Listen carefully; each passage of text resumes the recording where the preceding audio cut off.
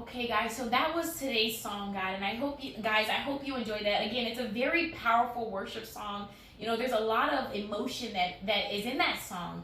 But I want to jump right into the lesson for today, guys. And like I said, now this chapter, Deuteronomy chapter 1, it's broken up into four major sections. I've broken it up in my study. Now, the first section that I want to minister to you guys on today is the command to leave Horeb. Now, Horeb is where the Israelites were stationed, and in the scripture, Moses is actually sharing with the Israelites or their ancestors the command that the Lord has for them to leave the country that they're at. There's a law, and it's a very important law because there's something that God has for the Israelites, and they cannot obtain it unless they're obedient. So Moses tells them, look, this is the word that God is saying. He's telling you guys to leave the country that you're in, Horeb, and travel to the hill country of the Amorites. Now, when you guys get over there, there's going to be some land. And it's the land, guys, that God promised to your fathers, to Abraham, to Isaac, and to Jacob. And it's a very vast land. It's a great land. But when you guys get over there, you're going to prosper. So he says, I need you guys to leave where you are and take possession. And it is at that moment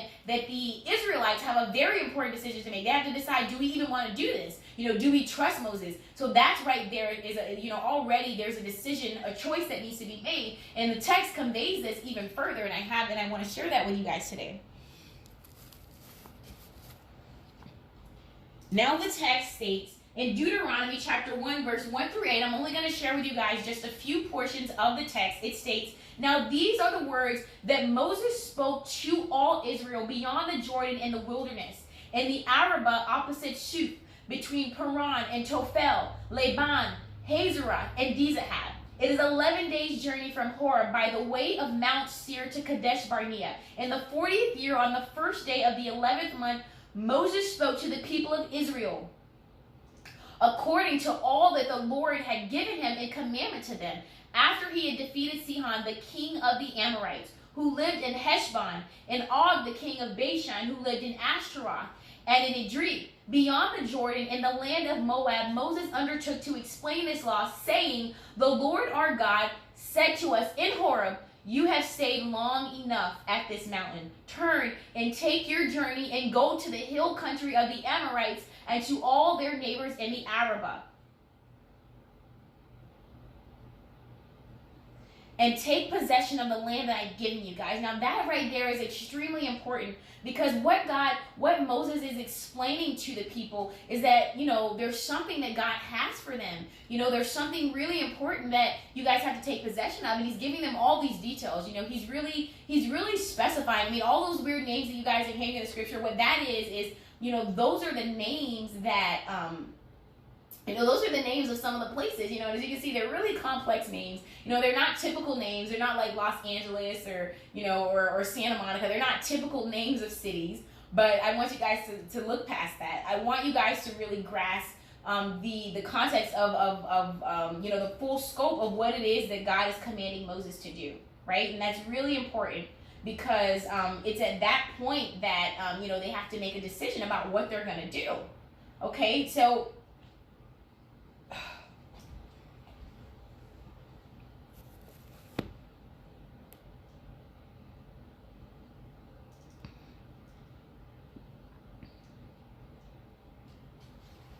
okay, guys, so moving right along, I want to minister to you guys about the second portion of the chapter, and it's about, the leaders. Now, this is really important. It's the leaders that are appointed. There's a choice that has to be made. Moses presents, this ultimatum. He says, look, I recognize that you guys are multiplying, and I'm rejoicing for that. He's saying I'm rejoicing greatly in your multitude. He's saying I'm really happy about the fact that there are so many of you, but I am only one man, and I cannot handle all of you guys on my own. So it's really, really important that you guys choose your wisest, your strongest leaders, and your most faithful leaders, and make them leaders over the men.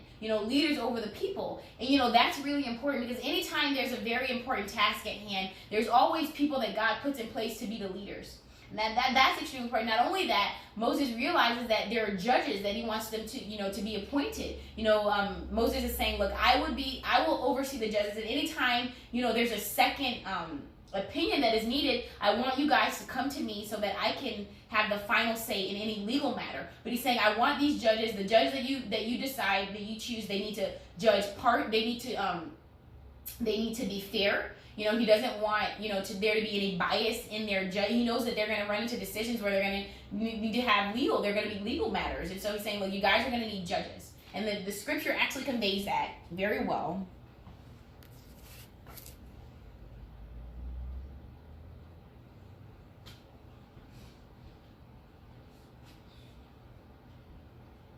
Okay, now the scripture states,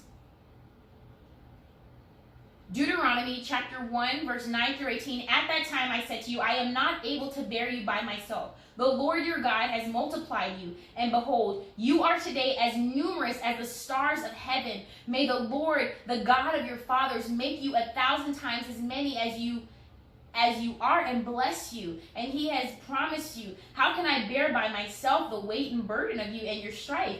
Choose for your tribes wise, understanding, and experienced men, and I will appoint them as your heads. And you answered me, the thing that you have spoken is good for us to do. So I took the heads of your tribes, wise and experienced men, and set them as heads over you, commanders of thousands, commanders of hundreds, commanders of 50s, commanders of tens, and officers throughout your tribes. Okay, guys, so I want you guys to understand that. And then I want you guys to really understand what happens in that third section. I believe it's starting at verse 18, or it's